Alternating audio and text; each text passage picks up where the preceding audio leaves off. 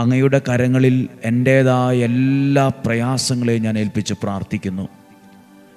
എന്നെ അറിയുന്ന ഒരു നല്ല ദൈവമുണ്ടെന്ന് ഞാൻ വിശ്വസിക്കുന്നു.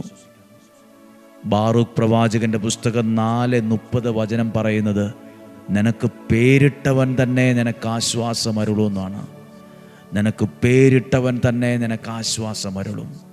നിനക്ക് പേരിട്ടവൻ തന്നെ നിനക്ക് ആശ്വാസം നൽകും. നിന്നെ വിളിച്ചവൻ തന്നെ നിന്നെ ബലപ്പെടുത്തും, നിന്നെ ശക്തിപ്പെടുത്തും. പ്രതീക്ഷയോടെ ഇന്ന് ഈ വചനത്തെ കേൾക്കാം. വിശുദ്ധ യോഹന്നാൻ്റെ സുവിശേഷം 1-ാം അധ്യായം 47-ാമത്തെ വാക്യമാണ് ഓർക്കുന്നത്. യോഹന്നാൻ്റെ സുവിശേഷം 1-ാം അധ്യായം 47.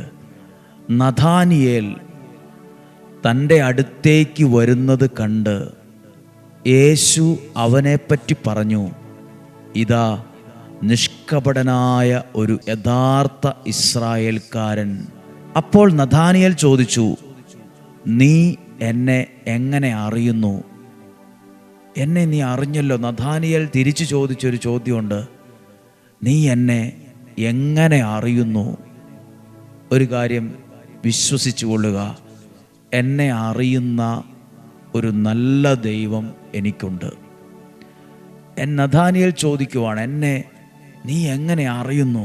അപ്പോൾ ഉത്തരം പറഞ്ഞു, പീലിപ്പോസ് നിന്നെ വിളിക്കുന്നതിന് മുമ്പ് നീ അത്തിമരത്തിൻ്റെ ചുവട്ടിലിരിക്കുമ്പോൾ ഞാൻ നിന്നെ കണ്ടു.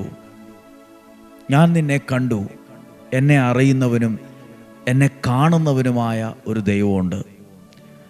പല മനോദുഃഖങ്ങളും നമുക്കുണ്ടാകും. മറ്റൊരാളോട് പറയാൻ പറ്റാത്ത വിധത്തിലുള്ള പല രീതിയിൽ പല മനുഷ്യരും അവഗണിച്ചതിൻ്റെ, ഒറ്റപ്പെടുത്തിയതിൻ്റെ, താഴ്ത്തിക്കെട്ടിയതിൻ്റെ, പലരും നമ്മളെക്കുറിച്ച് പറഞ്ഞതിൻ്റെ, സപ്പോർട്ട് ചെയ്യാത്തതിൻ്റെ ഒക്കെ വിഷമങ്ങളും വേദനകളും ഉള്ളിൽ കൊണ്ടു നടക്കുന്നവരുണ്ടാകും. മനുഷ്യരല്ലേ?